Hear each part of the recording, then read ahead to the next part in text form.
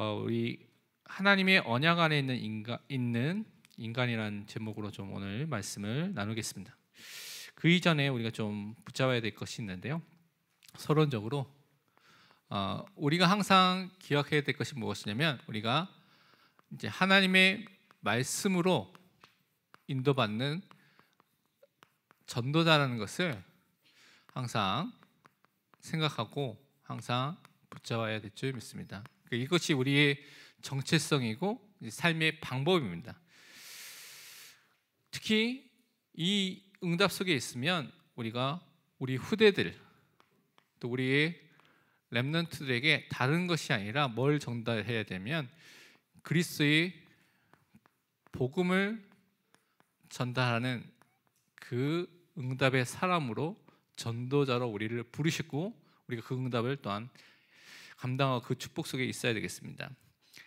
그러기 위해서 이제 시편 37편 31절의 말씀 보니까 뭐라고 말씀하냐면, 그의 마음에는 하나님의 법이 있으며 그의 걸음은 실족함이 없으리로다.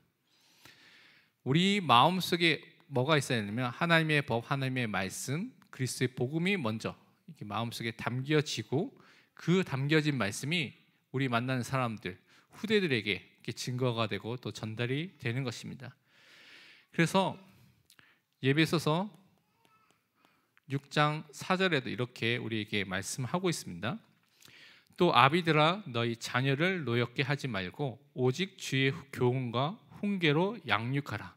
그러니까 우리 부모님들에게 맡기신 것이 양육이라는 것을 우리에게 맡기셨죠.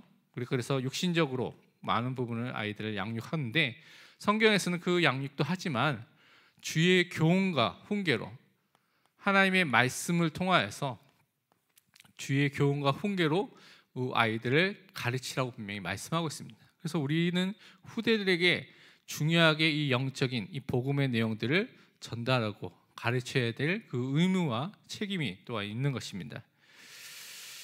그러기 위해서 우리가 중요한 것이, 우리가 마음에 그래서 하나님의 말씀을 담고 이 말씀에 인도받는 영적인 시스템이 우리 삶 속에 있어야 될 줄 믿습니다.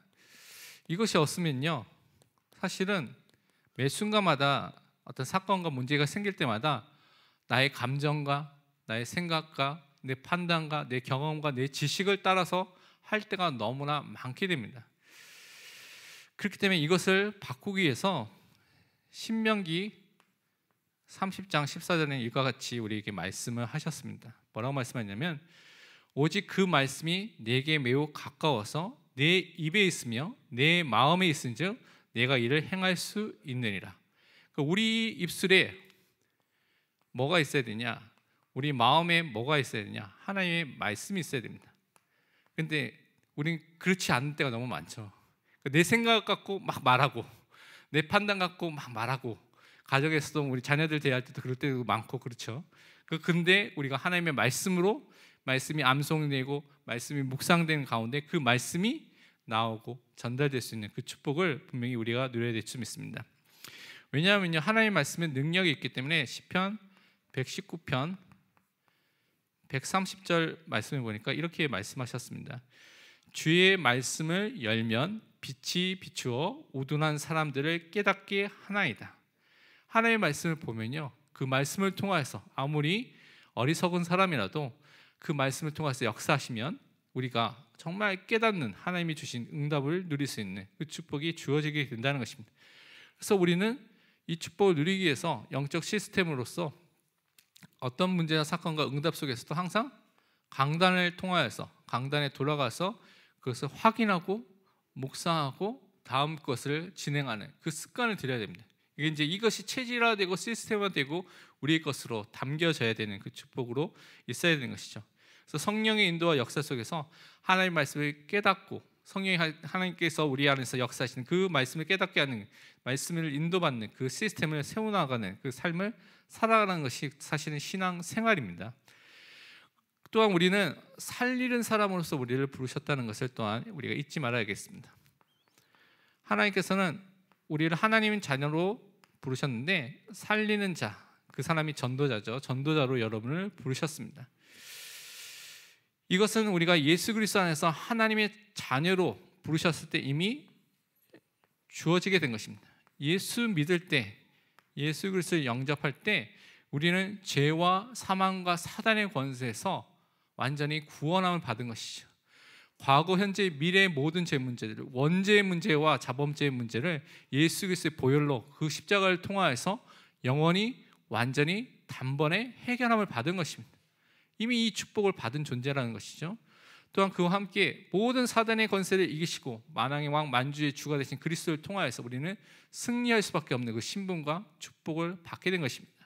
또한 하나님 만날 수 없는 그 상태 속에 영적인 무지와 영적인 어둠 속에 갇혀있던 우리가 길과 진리와 생명 되시고 새로운 살 길이 되신 그리스도를 통하여서 하나님을 정말 알게 되고요, 하나님을 만나게 되고요, 하나님을 누릴 수밖에 없는 응답을 받게 된 것이죠.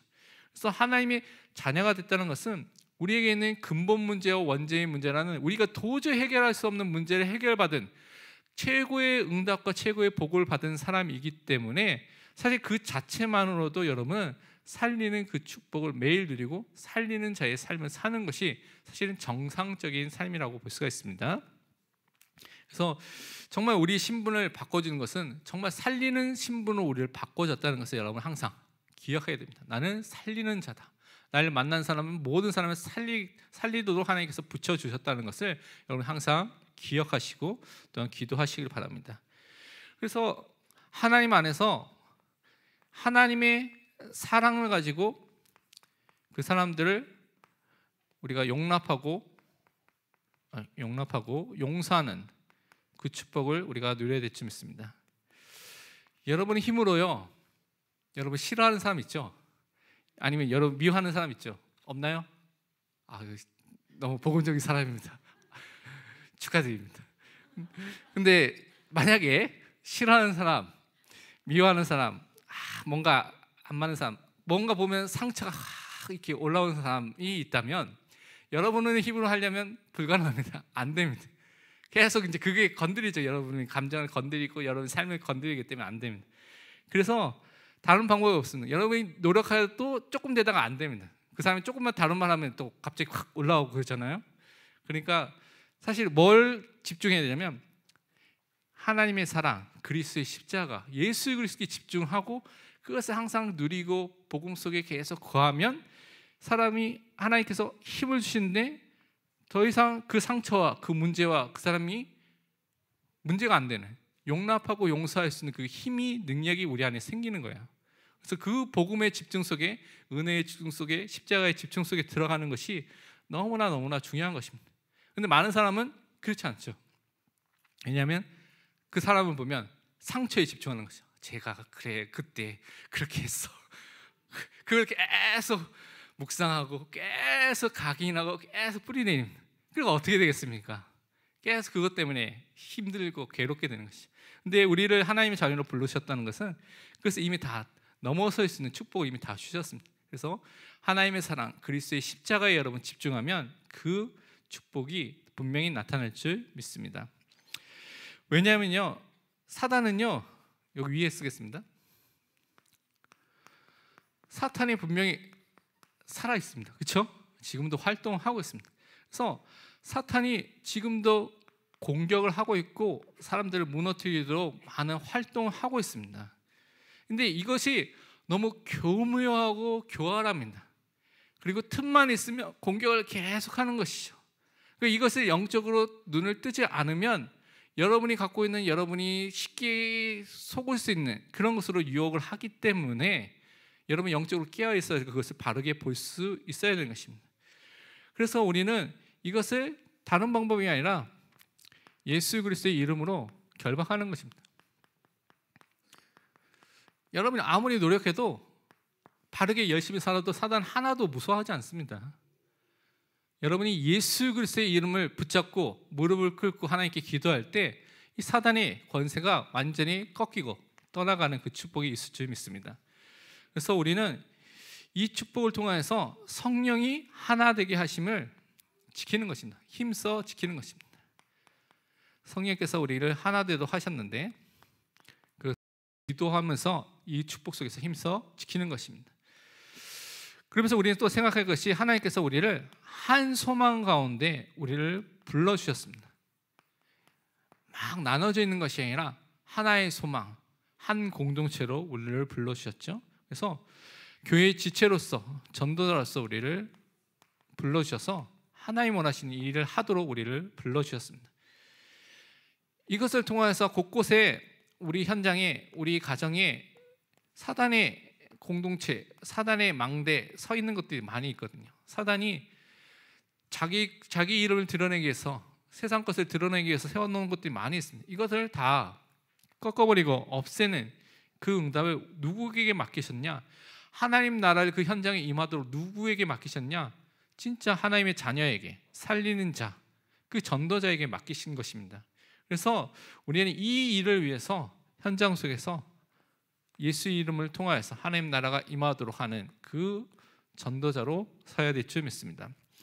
우리는요, 한 성령 안에서 한 주 예수 그리스도를 믿고요, 고백하는 한 믿음 안에서 성부, 성자, 성령의 이름으로 한 세례를 받아서 한 몸인 교회로 우리를 부르셨습니다. 그래서 이 땅에 살 때 한 소망을 가지고 하나님이 원하시는 것을 바라보면서 우리는 한 분 하나님만을 높이고 증거하는, 그에게만 영광을 돌리는 사람으로 우리를 불러주셨습니다. 그 교회의 축복을 우리가 현장에서 누리는 것이죠. 그렇기 때문에 우리는 다른 것이 아니라 복음, 기도, 전도 공동체에서 우리를 불러주셨고 세워주셨다는 것을 여러분이 항상 잊지 말아야 되겠습니다. 그래서 이것을 통해서 나를 살리고 우리를 살리고 현장을 살릴 수 있는 응답의 주인공을 우리를 불러주셨죠. 그래서 제가 요즘에 사람들의 이야기를 여러 군데서 막 듣고 있거든요. 막 들으면서 안 좋은 얘기도 있고 좋은 얘기도 있고 막 듣고 있거든요. 그래서 들으면서 여러분은 어떻게 생각할지 모르는데, 저는 이제 여기 온 지 얼마 안 됐지 않습니까? 3개월 좀 넘었습니다. 신생아입니다, 신생아. 그래서 잘 모릅니다. 그래서 아직도 모르는 사람이 너무 많아가지고 이게 걸어다닐 때마다 혹시 우리 교인은 있나 이렇게 다니고 있는데, 근데 그 중에 이제 여러분이 이제 이야기를 딱 들으면서 동광교회부터 시작해서 이제 안심중앙교회죠. 처음부터 이제 동광교회를 거쳐서 마가다락방교회에서 이제 지금의 시간표를 인도를 받는 것들을 보면서 과거에 여러분이 했던 많은 전도운동 얘기를 좀 듣거든요. 그러면서 참 저는 너무나 감사한 마음이 많이 듭니다. 하나님께서 이처럼 하나님을 예비해 놓으신 그런 전도자를 통해서 그렇게 복음에 대한 마음을 가지고 기도하도록 하셨으면서 현장에 전도가 되도록, 그래서 어떤 사람이 어떻게 전도하고 어떤 사람이 또 어떤 사람이 전도하고 막 그런 얘기도 듣거든요. 그러면 놀랍구나, 하나님이 하신 일이 놀랍구나, 이렇게 하나님께서 교회와 사람과 중직자를 세워놓으셨구나. 그래, 정말 우리가 복음 속에서 정말 기도하고 전도의 공동체의 축복을 누리면 하나님 원하신 하나님 나라가 임하게 되는데, 이것을 너무나 싫어하는 한 존재가 사단이 계속해서 틈만 있으면 공격하고 무너뜨리고 넘어뜨리도 계속 활동하고 있구나, 영적으로 깨어있지 않으면 속게 되겠구나 라는 것을 보게 됩니다. 그래서 정말 우리가 조그만 정말 실천을 통하여서, 가정을 놓고도 가정 예배를 통하여서, 또 성도와 교회를 위한 기도를 통하여서 성령의 역사 속에 들어가는 그 응답 속에 항상 있어야 되겠습니다. 오늘 본문에서 하나님의 언약 안에 있는 인간에 대한 부분을 좀 살펴보면, 하나님께서 우리에게 주신 세 가지 언약이 있습니다. 이제 그 부분을 좀 오늘 먼저 살펴보겠는데요. 먼저 이제 언약이라는 것이 중요한데, 언약은 한자로 보면 말씀의 약속이라고 우리가 이해해 볼 수가 있죠. 근데 이것은 성경에 하나님이 주신 언약이 있고요, 사람과 사람 사이에 있는 언약도 있습니다. 성경에 보면요. 근데 우리가 강조하고 우리가 보는 것은 하나님께서 우리에게 주신 그 언약에 대한 그것을 우리가 지금 말하고 있는 것입니다. 그래서 이것은 어떤 쌍방의 대상자에 대한 언약의 대상자가 두 명 이제 있어야 되겠죠. 근데 그것에 강조점을 두는 것이 아니라 하나님께서 주권자가 되셔서 만물의 주인이 되시고 주권자가 되시는 그 하나님께서 피조물인 인간에게 일방적으로 주신 그 언약적인 개념을 말하는 것입니다. 그래서 사실은 하나님이 주신 언약은 쌍방적인 양쪽의 그런 개념이 있지만, 사실은 강조한 것은 일방적으로 하나님께서 주권자로서 아래에 있는 그 밑에 있는 피조물에게 약정을 주시고 그것을 지킬 것을 요구하시고 말씀하신 그런 개념이 더 강합니다. 그래서 그런 언약적인 개념이 있는데, 이것과 함께 언약은 사실은 어떤 생명적인 관계를 나타냅니다. 그래서 언약적인 관계를 표현하기 위해서 성경은 뭐라고 말하고 있냐면, 부모와 자식처럼 우리 그 관계를 설명하기도 하고요, 남편과 아내처럼 설명하기도 하고, 목자와 양같이 그런 관계로서, 생명적 관계로서, 뗄 수 없는 관계로서 그 관계를 설명하고 있습니다. 그래서 사실은 언약이라는 것은 생명적 이 관계를 설명하는 용어로서 설명을 하고 있습니다. 근데 거기에 세 가지 언약을 우리에게 주셨는데, 첫 번째는 구속 언약입니다. 뭐 구원 언약이라고 할 수 있고, 뭐 구속 협약, 뭐 다양한 단어 쓰는데, 근데 보통은 구속 언약이라는 단어를 씁니다. 이건 뭐냐면 삼위일체 하나님 안에서 삼위일체 하나님께서 우리 구원에 대해서 계획을 하신 것입니다. 대표적인 우리가 잘 아는 말씀, 우리가 예배소서를 계속 보고 있는데요, 예배소서 1장 4절에 보면 뭐라고 말씀하셨냐면, 곧 창세전에 그리스도 안에서 우리를 택하사 우리로 사랑 안에서 그 앞에 거룩하고 흠이 없게 하려 하시려고. 창세전에 하나님께서 어떻게 구원에 대한 계획을 성부, 성자, 성령 하나님께서 이미 세우셨다는 거예요. 어떻게 성부 하나님께서 구원의 계획을 세우시고, 성자 하나님께서 실제로 이 땅에 오셔서 그 일을 할 것을 계획을 하시고, 성령 하나님께서 우리에게 그 구원의 개개인에게 적용하시는 그 계획을 이미 다 세우셨다는 것입니다. 그래서 그 삼위일체의 구속 언약이 있는데, 하나님께서 그 다음에 우리에게 실제적으로 처음 언약 주신 것은, 인간에게 주신 처음 언약은 뭐냐면 오늘 읽었던 말씀입니다. 창세기 2장 15절에서 17절에 있는 말씀인데, 그것이 행위 언약이라는 단어를 쓰고요, 어떤 사람은 창조 언약이라는 단어를 쓰기도 합니다.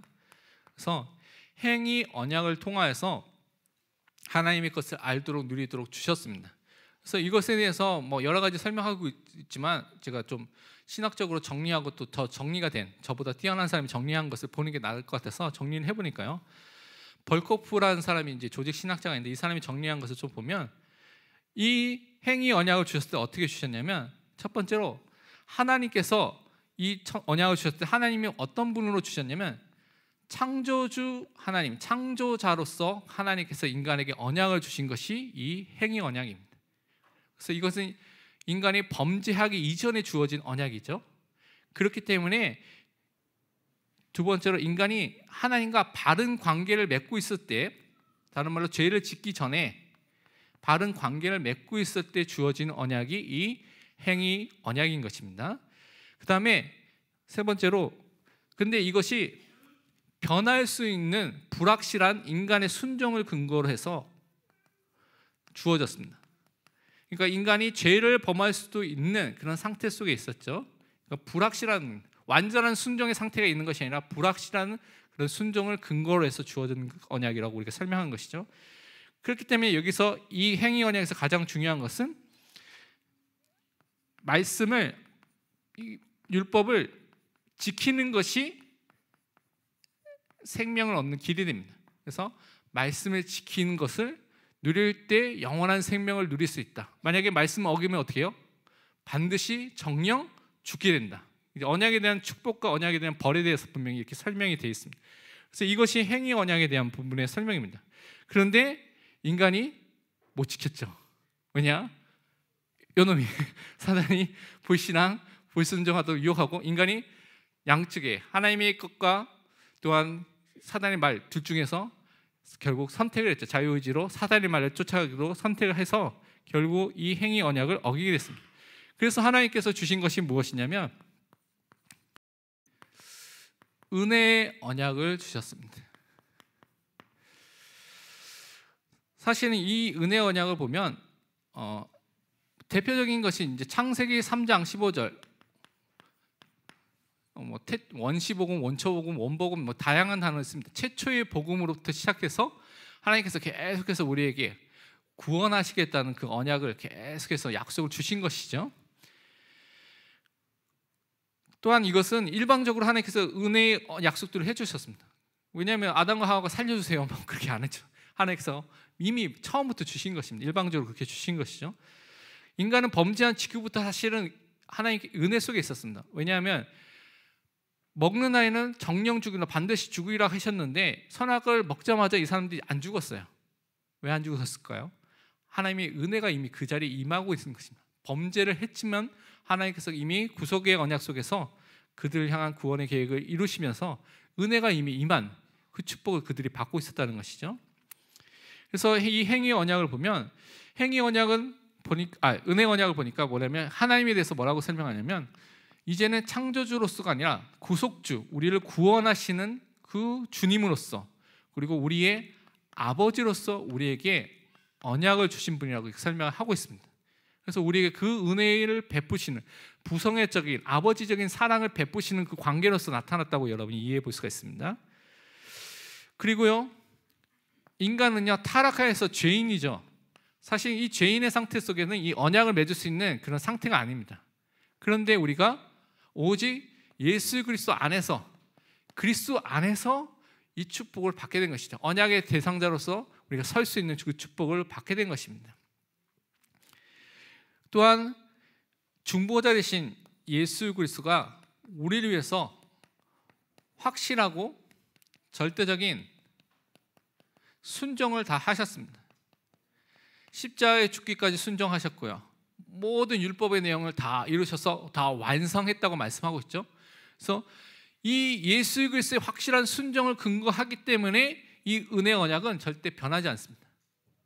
행위 언약은요, 우리가 불확실한 그 인간의 순종을 근거했기 때문에 인간의 언약을 어기면 이 행위 언약은 깨지게 됩니다. 근데 은혜 언약이라는 것은 우리의 것을 하나하나 근거한 것이 아니라 예수 그리스도 중보자 되신 그리스도가 확실하고 절대적으로 다 이루신, 완전히 이루신 그 순종에 근거하기 때문에 변하지 않습니다. 왜냐하면 기준이 우리의 근거에 있기 때문에 가는 것이 아니라 그리스도가 이루신 거기에 기준을 두기 때문에 그렇습니다. 그래서 다른 방법이 아니라 오직 예수 그리스도를 어떻게 해요? 우리가 믿으면 어떻게 되냐? 생명을 누리는 그 축복을 우리에게 주시는 것입니다. 그래서 그 축복을 우리가 너무나 은혜로 값없이 우리에게 주어진 그 축복을 받게 된 것이죠. 그런데 이것은 인간의 수준과 인간의 노력은 알 수 없고 하나님께서 특별하고 정확하게 적극적으로 알려주신 특별 계시, 다른 단어로 쓰면 하나님의 말씀, 성경을 통하여서 말씀을 통하여서만 이 내용을 우리가 알 수가 있습니다. 그래서 성경을 통하여서 우리를 구원하시겠다는 그 계획이 다 나타나고 우리가 그것을 깨닫고 알게 되는 것이죠. 그래서 이 은혜 언약을 우리에게 주신 것이죠. 그렇다면 하나님께서 처음부터 행위 언약을 왜 주셨느냐? 안 주시고 그냥 처음부터 은혜 언약 주시고 이렇게 살면 되지 왜 이렇게 하셨냐? 이렇게 질문할 수도 있고 여러 가지 생각이 들 수 있잖아요. 근데 이 부분은 우리를 하나님의 언약 안에서 살도록 하나님께서 원래 원하셨다는 것이죠. 그래서 그렇게 사는 것이 인간의 살 수 있는 방법으로 원리로 하나님께서 그렇게 주셨습니다. 그런데 우리를 하나님의 형상으로 우리를 창조하시면서 우리가 수많은 사실은 하나님께서 복들을 주신 것들이 너무나 많이 있어요. 성경을 찾아보면 여러분 확인해 볼 수가 있는데 그 중에 하나가 우리에게 영적인 복을 주셨죠. 그 중에 대표적인 것이 저는 창세기 2장 7절이라고 볼 수가 있는데요. 여호와 하나님이 땅의 흙으로 사람을 지으시고 그 생기를 그 코에 불어넣으시니 사람이 생명이 되니라. 하나님께서 인간을 영혼이 있는 존재로 만드시고 하나님과 교제할 수 있고 하나님을 알 수 있고 하나님께 예배드릴 수 있고 하나님을 사귈 수 있는 하나님을 누릴 수 있는 존재로 우리를 만드셔 주셨다는 것입니다. 그래서 그런 영적인 축복을 이 땅에서 누리고 살도록 원래 그 축복을 주셨다는 것이죠. 그래서 말씀 속에서 그 축복을 계속 누리도록 그렇게 하나님께서 원래 만드셨습니다. 그리고 지난주에 말씀드린 것처럼 하나님의 형상 속에 우리에게 삼중직이라는 그 사명과 축복을 주셔서 이 복을 누리도록 우리에게 허락해 주셨죠. 신약에서는 그것을 대표적으로 살펴볼 수 있는 것이 베드로전서 2장 9절의 말씀입니다. 뭐라고 말하면 그러나 너희는 택하신 족속이요 왕같은 제사장들이요 거룩한 나라요 그의 소유가 된 백성이니 이는 너희를 어두운 데서 불러내어 그의 기이한 빛에 들어가게 하신 이 아름다운 덕을 선포하게 하려 함이니라. 우리를 왕같은 제사장으로서 그 귀한 빛, 그리스도의 빛, 하나님의 그 빛을 선포하고 말할 수밖에 없는 선지자의 축복을 우리에게 주신 것이죠. 또 우리에게 이것뿐만 아니라 원래 인간에게 주셨고 말씀 속에서 어떤 축복을 누리도록 하셨냐면 경제적인 복을 또한 누리도록 이미 다 준비해 놓으셨습니다. 그것이 창세기 2장 9절에 나오고요, 10절부터 또한 14절에 나오는데요. 우선 창세기 2장 9절을 읽어드리면, 여호와 하나님이 그 땅에서 보기에 아름답고 먹기에 좋은 나무가 나게 하시니 동산 가운데는 생명나무와 선악을 알게 하는 나무도 있더라. 그러니까 우리가 필요한 먹을 것을 다 준비하시고, 우리가 원래 인간은 먹을 것에 대해서 그런 경제에 대해서 걱정하지 않도록 원래 만드셨다는 것입니다. 그런 경제적인 축복과 응답을 이미 주셨죠. 10절 14절 보면 뭐라고 되냐면 4개의 강을 설명하죠. 금이 있고 여러 가지 보물이 있고 보석이 있는, 그래서 비손과 기온과 히데가 유브라데라는 그 강을 주셔서 에덴 동산을 창조하시고 그 안에서 풍성의 모든 것을 누릴 수 있도록 원래 인간을 그렇게 만들어 주셨다는 것입니다. 그래서 하나님의 말씀 속에서 우리가 걱정하지 않도록 살도록 모든 것을 다 주셨다는 것이죠. 그리고 네 번째로 가정이라는 우리에게 복을 주신 것을 또한 우리가 살펴볼 수 있습니다. 창세기 2장 18절에 보면 뭐라고 말씀하냐면, 여호와 하나님이 이르시되 사람이 혼자 사는 것이 좋지 아니하니 내가 그를 위하여 돕는 배필을 지으리라 하시니라. 그러니까 서로 돕는 배필로서 서로 돕고 서로 부족함들을 채워주면서 하나님이 원하시는 이 앞에 있는 모든 축복을 사실적으로 누릴 수 있는 그런 가정이라는 공동체를 처음부터 만드시고 한 남자와 한 여자를 세워서 가정을 이루셔서 이 축복을 누리도록 만드셨다는 것이죠. 그래서 이 축복을 우리에게 주신 것이죠. 그러면서 또한 지식, 지혜의 복도 있는 것을 주신 것을 볼 수가 있는데, 창세기 2장 19절에 보면 이제 아담에게 모든 동물들이 나왔을 때 아담이 어떻게 해요? 각 생물 부르는 것이 그의 이름이 되었더라고 창세기 2장 19절에 이렇게 쭉 설명을 하고 있습니다. 사실은 저는 가끔씩 아이들 그 그림책이나 아니면 그렇게 다큐멘터리 그거 보면 동물 이름이 생각 안 날 때가 너무 많거든요. 저 동물이 뭐였더라, 뭔가 알고 있었는데 기억이 안 날 때가 있는데, 아담은 딱 지나가면 딱 저절로 탁탁탁탁 나올 정도로 하나님께서 사실은 그런 지식과 지혜의 복까지 다 주셨다는 것이죠. 그러니까 원래 인간에게 하나님 형상 안에서 이 복을 주시면서 하나님의 언약 안에서 이 축복을 모두 원래 그렇게 축복을 해 주셨다는 것입니다.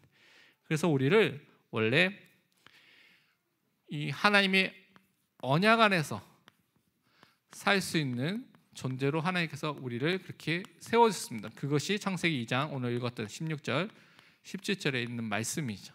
그래서 이 축복을 누리면 동산나무에 있는 선악을 알게 하는 나무 옆에 있는 생명나무를 통해서 어떻게 우리가 영원한 생명과 그 축복을 누릴 수 있도록 하나님께서 다 준비를 해놓으신 것이죠.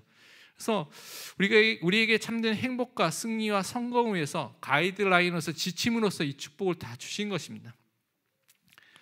누가복음 11장 28절을 보니까 이제 예수님께서 이렇게 말씀하셨습니다.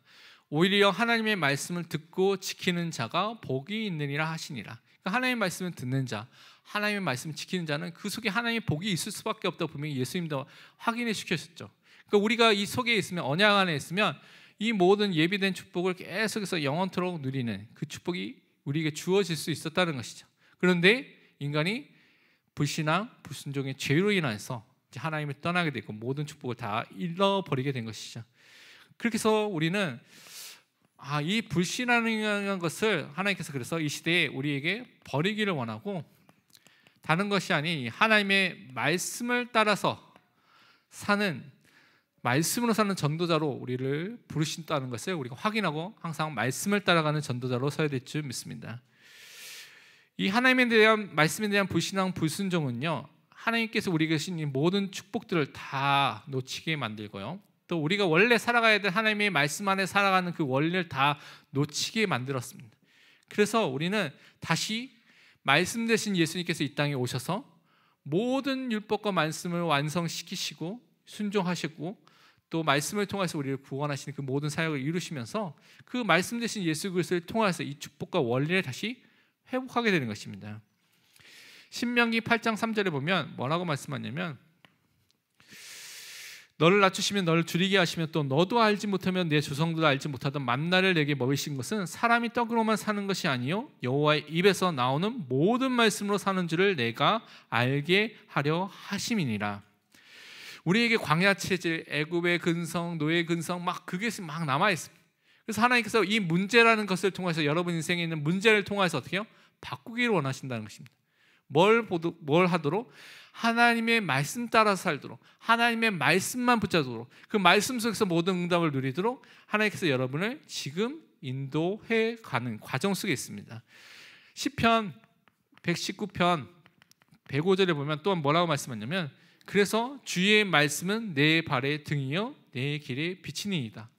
이 어두컴컴한 흑암이 장악한 이 현장 속에서 우리는 말씀의 빛과 등을 가지고 그 현장을 살리러 가는 그 전도자로 우리를 부르셨습니다. 그래서 그 응답을 여러분이 누리기를 또한 축원드립니다. 결론으로 한 가지를 말씀드리고 마치겠습니다.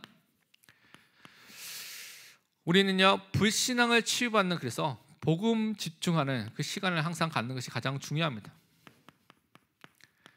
우리 인생에서 정말 매일매일 이 복음 집중하는 그 응답과 그 은혜가 있어야 될 줄 믿습니다.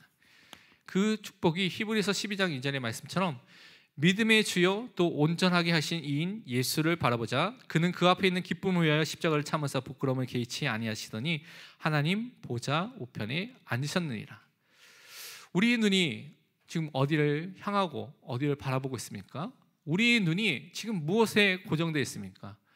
말씀처럼 우리가 복음, 믿음의 주요 또 온전케 하신 예수 그리스도를 바라보고요, 그 앞에서 모든 응답을 누리는 전도자로 서야 될 줄 믿습니다. 우리 잠깐 우리 같이 우리 인도자 나오기 때까지 같이 합심해서 기도하겠습니다.